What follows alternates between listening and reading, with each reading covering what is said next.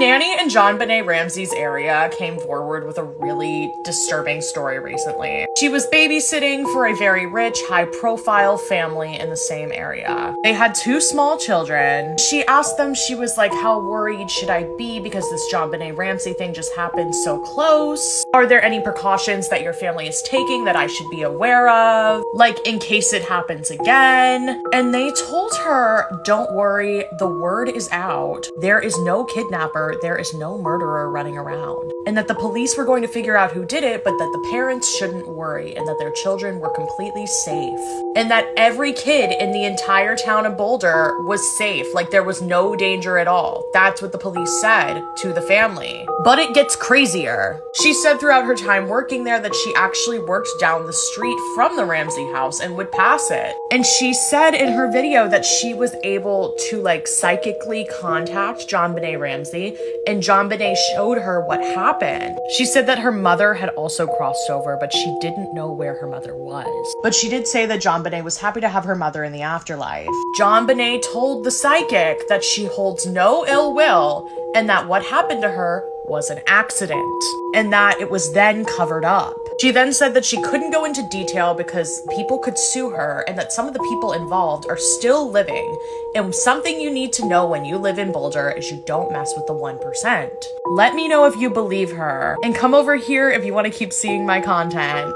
So, a Chuck E. Cheese mascot has been arrested right from within Chuck E. Cheese. Which, mind you, that wasn't like his only job in the restaurant. Everybody who works at Chuck E. Cheese has to be Chucky. I used to work at Chuck E. Cheese when I was 16 and I was Chucky. So according to the police report, this happened out in Tallahassee, Florida, and this was with Jermel J. Jones. He is being accused of stealing someone's credit card, a woman's credit card, who was at one of the birthday parties at Chuck E. Cheese. And he had racked up over $100 worth of charges, so it must have happened sometime before. So I don't really know why they chose the moment that he was in the restaurant, in the costume, where they were like, this is the time to arrest him, other than to get a photo like this. A woman who vanished in California's Death Valley has been found alive, nearly 9 months later and hundreds of miles away. Kelsey Pittman, a 33-year-old from North Carolina, was first reported missing in November 2024 after she suddenly stopped responding. In February, nearly 4 months after Pittman disappeared, police got a tip about a suspicious vehicle abandoned near a camping area. Responding officers found Pittman's car, but there was no sign of her. Despite deploying drones, cadaver dogs, and aerial searches, no further clues were found at the scene. Now, in a stunning update, Pittman has been located safe in Colorado. Authorities haven't shared more details, citing the family's request for privacy. I've seen hundreds of horror movies, and these are some that actually scared me and I promise will make you sleep with the lights on. The first time I saw Incantation, I literally had full body chills. This movie just has a way of getting under your skin, and after you're done watching it, you're gonna feel like you're cursed. It's about a mother who realizes that after she messed with this forbidden tunnel that belongs to a religious cult, that she ended up unleashing a curse that is now tormenting her daughter years later. If you're into found footage movies like Hell House LLC, Blair Witch, anything like that, I just have to say that Incantation is one of the scariest found footage movies I've ever seen. You need to watch this if you haven't yet. And for the next movie, I don't mean to be biased, but when it comes to disturbing movies, Asian horror is next level. 99% of this movie I cannot show on here, which is how you know it's good. I genuinely believe that anybody who says the body horror scenes in this movie didn't get to them is probably lying. The Sadness is a movie that pushes every single limit. But I don't know if I'm just messed up because I still think it's a really good movie. But beyond all of that, what really got under my skin is the concept behind this movie. It's kind of a zombie movie, but not really, because it centers around a virus that makes people act on their darkest thoughts. The messed up things that they desire on the inside, the things that they're too afraid to act on. If you guys know about the comic book series Crossed, the virus in the Sadness is kind of like that. And this is the last movie on the list. It's completely different than the past two, but it's megalomaniac. This one is about the children of a serial killer who suddenly disappeared. And we're watching this serial killer's son and daughter attempt to either live a normal life or carry on their father's legacy. This is a very strange movie. I would describe it as kind of like watching someone's nightmare unfold. If you like weird horror crime movies, almost like Longlegs but turned up to 100, then Megalomaniac might just be for you. Let me know what was the last horror movie that really scared you, because if I haven't seen it, I'll watch it and I'll recommend it if I really liked it. And don't forget to follow for more.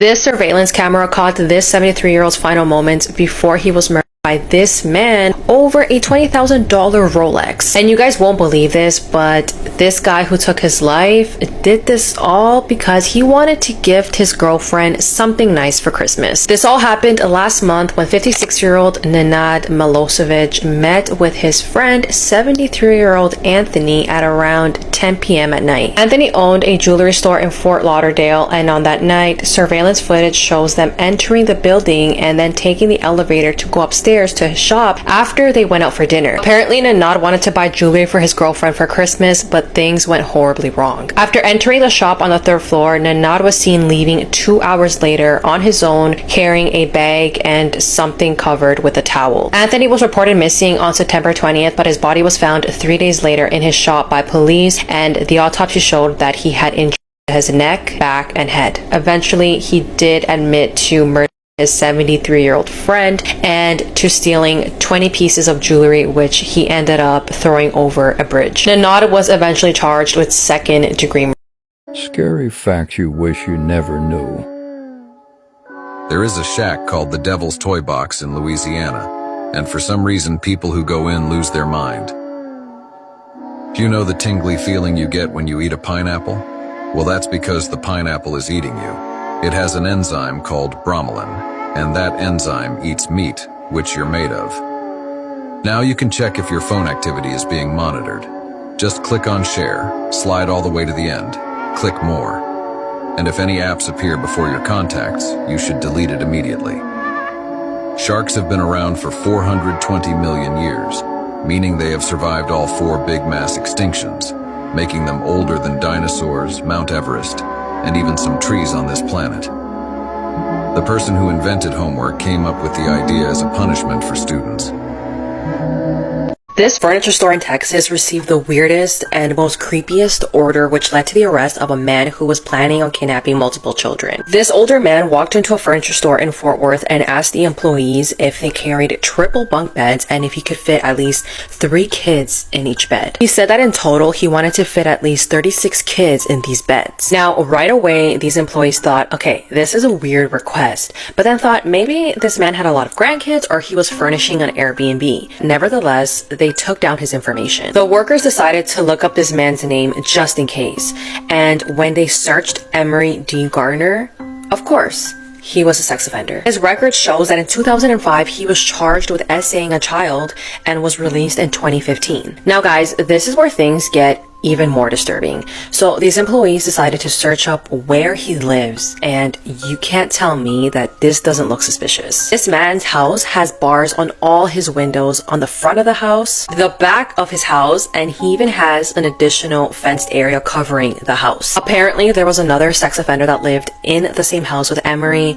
and people think that this was a more than one-man operation. People in that area also mentioned that there's a school literally located down the street from this house, which is so terrifying to even think about. This furniture store employee even went as far as going to his house to see it in person, and he described it as being super eerie. They did call police and Emery was arrested. They didn't disclose what he was arrested for, but I'm thinking they most likely found something.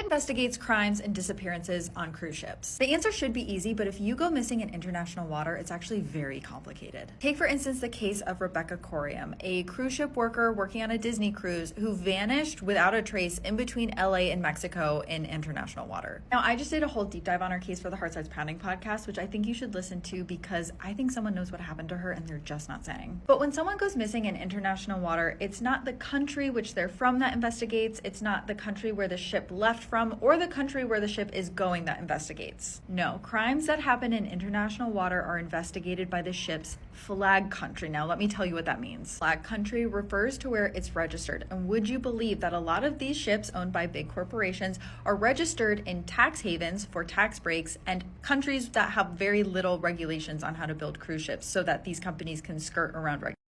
Some of the most common countries to register cruise ships in are Malta, Panama, and the Bahamas, which means that when Rebecca vanished off this cruise ship, it was actually police from the Bahamas that were called. And those police felt like they didn't have any skin in the game. This was not their ship, not from their country. The person who disappeared was not from their country, so they didn't talk to any witnesses on the ship, and they also didn't look at any of the CCTV footage from the ship, which is wild because Disney released this footage from the morning Rebecca disappeared of her having a very emotional phone call and wearing someone else's clothes.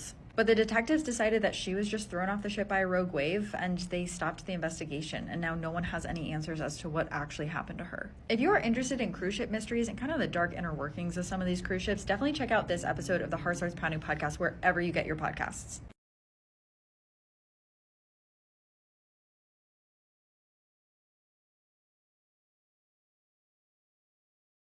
Imagine you hear a snap in the woods and glowing eyes between the trees.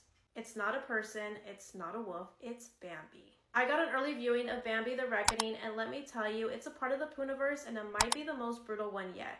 After a tragic car crash, a mother and her son are stranded in the woods, but they're not alone. Someone's watching them, something with antlers, and it's out for blood. The kills brutal, the pacing relentless, and the mutated Bambi like something out of a nightmare. I love when filmmakers take Disney classics and twist them into something dark. It's gory, grim, and absolutely delivered. Bambi the Reckoning drops this Friday the 25th in theaters, and trust me, you're going to want to watch this. The woman you are looking at is going to do something that's going to shock the world. This is Amy Carlson, or also known as Mother God. Amy was a regular suburban mom who worked at McDonald's, loved singing, and lived a pretty normal life. But something changed around 2006 when she became deeply obsessed with conspiracy theories and had this divine intervention that she was sent from God.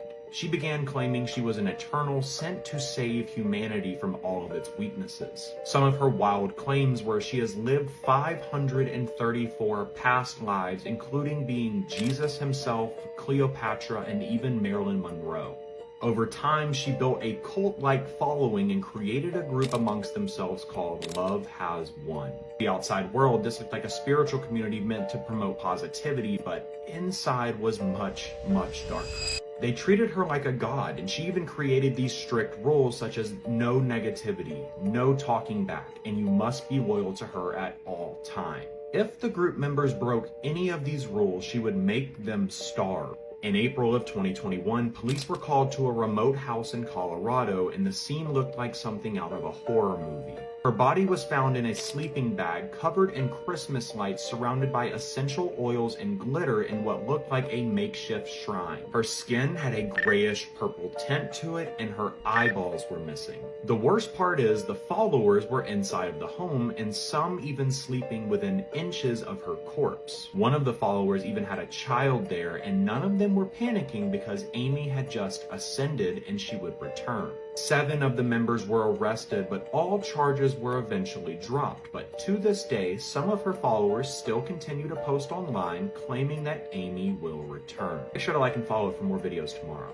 This furniture store in Texas received the weirdest and most creepiest order, which led to the arrest of a man who was planning on kidnapping multiple children. This older man walked into a furniture store in Fort Worth and asked the employees if they carried triple bunk beds and if he could fit at least 3 kids in each bed. He said that in total, he wanted to fit at least 36 kids in these beds. Now, right away, these employees thought, okay, this is a weird request, but then thought maybe this man had a lot of grandkids or he was furnishing an Airbnb. Nevertheless, they took down his information. The workers decided to look up this man's name just in case, and when they searched Emery D. Gardner, of course, he was a sex offender. His record shows that in 2005, he was charged with essaying a child and was released in 2015. Now guys, this is where things get even more disturbing. So these employees decided to search up where he lives, and you can't tell me that this doesn't look suspicious. This man's house has bars on all his windows, on the front of the house, the back of his house, and he even has an additional fenced area covering the house. Apparently, there was another sex offender that lived in the same house with Emery,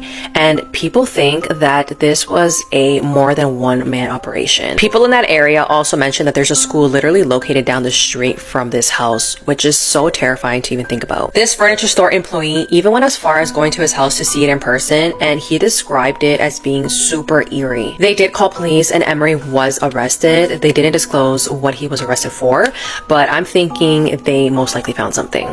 Imagine you're staying in a house by yourself when you hear a knock at the door. You open the slide to see this man, and he's begging you to come outside. He says that earlier that night when you ran outside to grab something from your car, someone snuck into the house when you weren't looking, and he thinks that you should come outside with him. Now, you don't hear anything inside of your house, and you didn't see anyone sneak in or hear it while you were outside, but the man insists that you have to get out now because the person who snuck into your house wants to kill you, and if you leave with him, he can help you. So what do? Do you go outside with the stranger, or do you stay the night in the house and risk an intruder being in there with you who wants to kill you? This is the opening scene to the horror movie Oddity, the scariest movie I've seen this year, and the movie only gets more dreadful and eerie as it goes on. The movie has just this unending sense of dread and some jump scares that really got me, and I don't jump that easily. Like, I almost had to turn the movie off during this scene where a character has to open a tent to see if there's something outside, which I just did an episode on my podcast about horrifying camping stories because I literally think camping is one of the scariest activities you can do. But yeah, I cannot recommend this movie enough. I found it very, very, very scary. I watched it on Shudder and it came out last year, I believe. It's Irish, and I haven't really heard much buzz about it, but it was fantastic.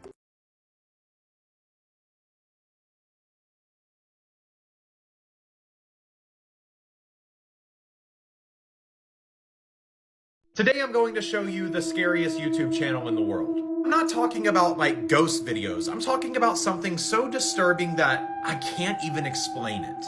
This is the silicone flower. As you can see, this channel started posting 4 years ago and it still continues to post. Let's take a look at one of the videos. This one's called I Am Dirt. Can you swim? Bro, what is this? This one is called XV2. Like, bro, what is this? If you look at the description of the video, it's a bunch of numbers, and I think this decodes a message. I told ChatGPT to decode this message for me, and take a look at this. The message reads, maybe one day I'll see you eating soil underneath, and when centipedes crawl in through the roots of cherry trees, as they pick apart the body and the flesh off of me, they leave the memories like our blood on denim sheets. Maybe if I throw up, I'd find the worms you left in me. I don't ever want to grow up and you get so far from me. Wish I was 17 forever so I could look into your eyes. If we can remember to remember, we could live a life where time won't pass us by. I'm going to spend the rest of the night doing some research on this, and I'm going to figure out what these messages mean. Make sure to like and follow to keep up with the journey. I'm determined to figure this out. He seemed like the perfect neighbor until he was caught on a hidden camera trying to poison his neighbors.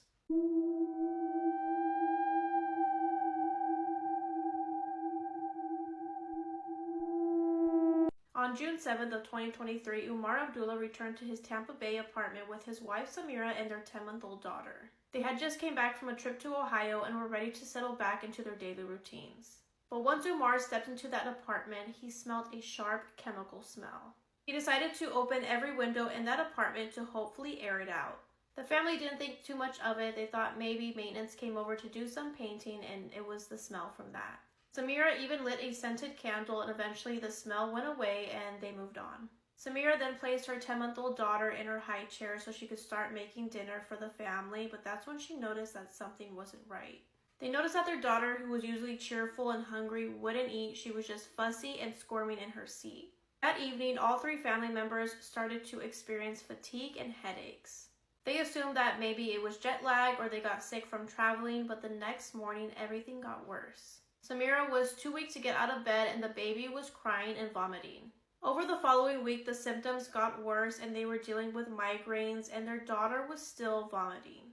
A week passes by and Umar goes into his daughter's room to check on her and she is lying on her bed and right next to her there is a thick pile of hair, which meant that she went bald overnight. They were trying to figure out what could have been wrong with their daughter, but in the back of their head they remembered that smell. They were trying to figure out if that smell was from a leak, mold, or maintenance, and when Umar talked to the landlord, they confirmed that no one went into their apartment when they were gone. The next couple of days, inspectors went into their home to see if there was any leaks, mold, malfunctions, but nothing, and they could not figure out where that smell was coming from. At this point, all three were suffering from shortness of breath, so Umar called the fire department and they sent a full hazmat team. On June 25th, Umar could smell it once again, and this time it was stronger than ever, and he began to smell where it was coming from, and it was coming from the front door. He opened the door, but there was nothing in the hallway, but he noticed that there was a crack in the door just big enough for a gas or vapor to seep through. That night, Umar decided to place a small camera in their potted plant that would be facing their front door. Just 2 days later, on June 27th, the smell returned, and that's when Umar decided to look back at the footage. As he was looking at the footage, a man walked up to their floor, knelt down by their door, placed a syringe in the crack of their door, and inserted it. Once he was done, he stood up and calmly walked away. Umar called 911, and that's when they arrested 36-year-old Xiuming Li. He was a quiet, soft-spoken man trying to get his PhD in chemistry at the University of South Florida. Xiuming was married and a father of two, and he had once gifted a present to Umar and Samira for the birth of their daughter. Xiuming revealed that once their daughter was born, he was enraged every time she would cry, or when they were walking, or whenever they flushed the toilet. He was just so annoyed with the noise that they would make. He even tried to contact the police, but when the noise still persisted, he came up with his own plan. Xiuming made a concoction of harmful chemicals and injected it into their door for a whole month. His goal was to silence them and poison them. If Umar and Samira had not noticed that crack or put a secret video camera, they might have all died. Before Xiuming was prosecuted, he was deported to China. He has not been convicted, but if he ever steps foot in the United States, he will be arrested.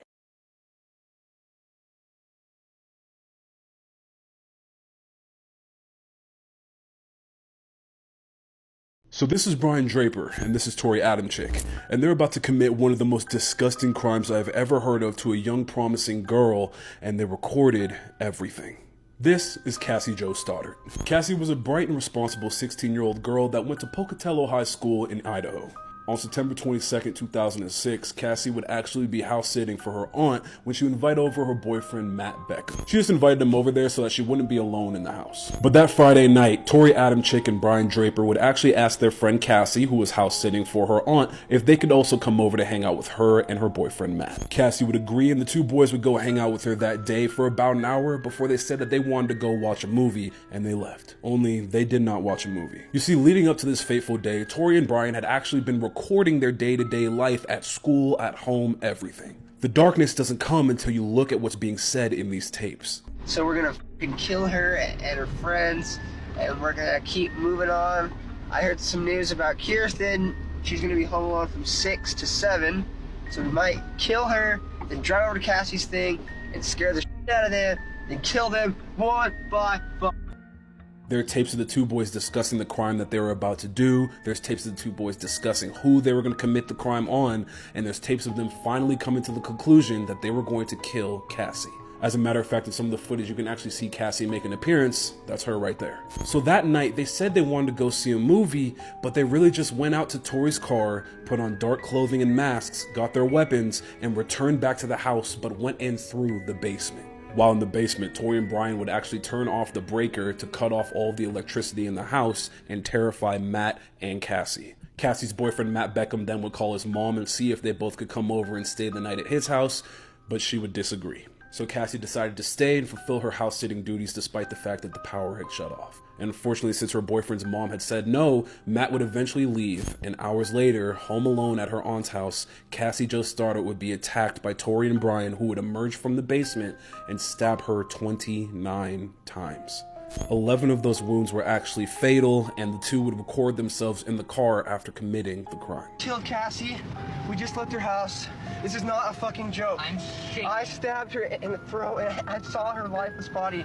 It would take 2 days before police would eventually find Cassie's body, at which point Tori and Brian were prime suspects because they were caught on camera in several different places discussing how they wanted to commit a murder. The two bonded over their love of horror movies and their appreciation for prior mass murderers like Eric Harris and Dylan Klebold from the Columbine killings. It's a weird thing to bond over, but they did. The second they got taken into an interrogation room, the two of them turned their backs on each other. Cassie was supposed to be house sitting, relaxing that day, but instead was turned into a plaything for two completely mentally deranged people who just wanted to live out their fantasy.